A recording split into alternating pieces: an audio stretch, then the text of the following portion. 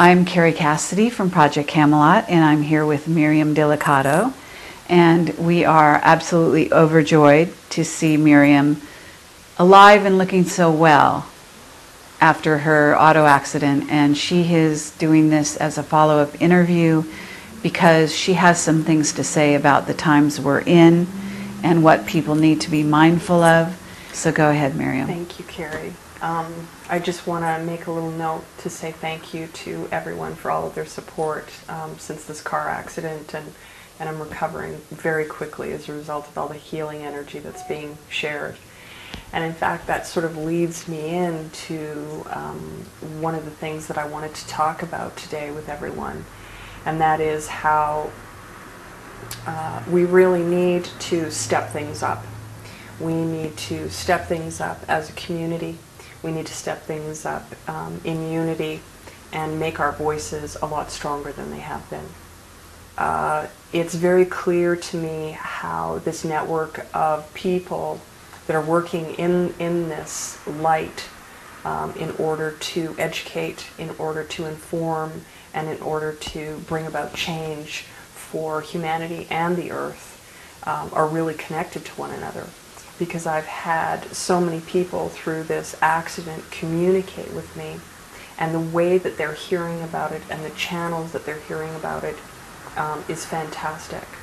So it's a really positive part of this that I have learned very, very clearly. And in saying that, I know that this particular time that we're in is very delicate. And it is truly the time of choice. And I've been talking about this time of choice almost since I became public. But we are fully moving into a time where difficulties are starting to arise for individuals, communities, families. And we need to pay closer attention to what it is that we as the individual are doing. Every day of your life you have choices, and I talked about this with you in the past, but this choice has to do with how well you are going to form the bonds between the people in your life and the people in your community. And the community means this community of light workers, people that are working to educate. What steps are you going to take in order to bring about disclosure of this very, very important subject matter? And not only in the area of UFOs and ETs and aliens and all of these things, but really disclosure of what is happening in our world right now and what is going to happen. What is it that the scientists actually know? What is it that the philosophers have known for a very long time? And what is it that the indigenous people have known and do know at this very time?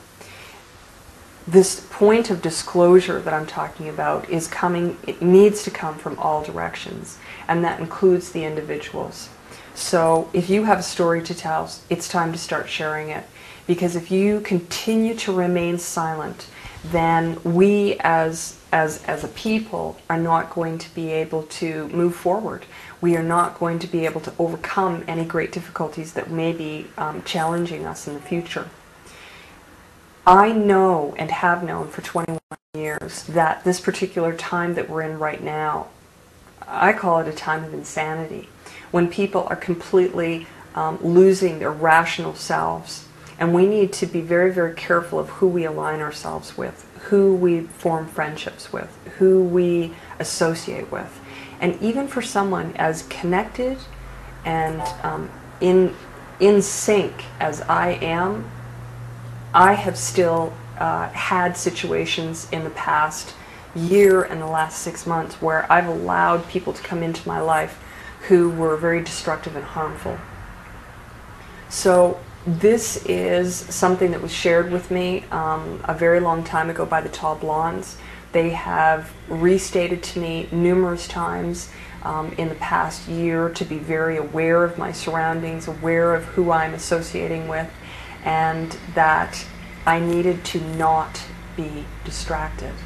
Because these people are coming into our lives to distract us from speaking, from telling our stories, from being strong in our communities, from being the change. And that means anything from writing your congressman to say, I want disclosure, to creating a community garden and collecting heritage seeds, which, by the way, is going to become more and more and more difficult. So I have continually talked to people about collecting their heritage and heirloom seeds, and I'm telling you that if you don't have your seeds today, it is almost too late. Because new laws are being formed all over the planet, and that includes all over in North America, where legislation is being brought in for organic farming to be almost, illegal, collecting of seeds, illegal, and maybe the next step is the owning of heritage seeds. So if we as a community do not take a stand as one voice and one people for one earth, we may as well just sit back, relax, and wait for the end, because it no longer can anyone turn around and say that they can be complacent about anything, and I mean anything that's going on right now. Different organizations, different groups around the world know what's coming. They're making preparations for it. Pay attention. Open your eyes. Look at the news. Is it telling you anything? No. It's talking about gossip. Dig deeper and look at what it is that's happening with seed banks around the world, with where the money is flowing, who's in control of our finances, how that money is being distributed. And let's think about this. How much money has gone missing with governments, not only in North America, South America, but around the globe? Where is that money being funneled into? Pay attention. Pay attention to these things, because they're going to be keys to be able to lead you to some very, very serious answers. Now, I strongly suggest you have your seeds, that you have your preparations, that you connect with those that you need to connect with, because if something horrible does happen in your community or in your area, you will be fine. You can have peace in your heart knowing that you have already made steps to communicate and to open your heart to your neighbor. And really, this isn't about digging bunkers and going and hiding from the world. This is really about opening yourself up to the world and to what it is that's coming. So this is a really strong message, to not be blindsided by all of these distractions that are around us right now. And this time of, I call it the time of insanity, hitting us and what we're moving through, rational people are becoming irrational. Spiritual people are becoming vicious and confused and vindictive. And on the flip side, people that were vindictive and this type of focus in their lives of just materialism are completely flipping and becoming spiritual. So pay attention to who you're associating with. And if you have an open heart, it's one of the ways of being able to walk through this very difficult time. If you're completely confused about the people around you, stop and meditate. It's going to be able to bring your body, your mind, and your spirit back into alignment of who you are and what your intended purpose is here on earth at this time. Many of the people that come to Project Camelot in particular are very focused on details, scientific details, this type of thing.